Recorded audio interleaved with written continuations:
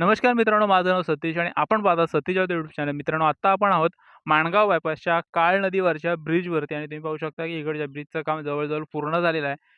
99% या ब्रिजचं काम पूर्ण झालेलं आहे. म्हणजे एका साईडच्या लेनचं असं बोलू शकतो वापरण्यापुरतं. कारण का त्या साईडला अजून बाकी आहे थोडंसं रस्त्याचं काम. इकडं थोडंसं रस्त्याचं काम बाकी आहे.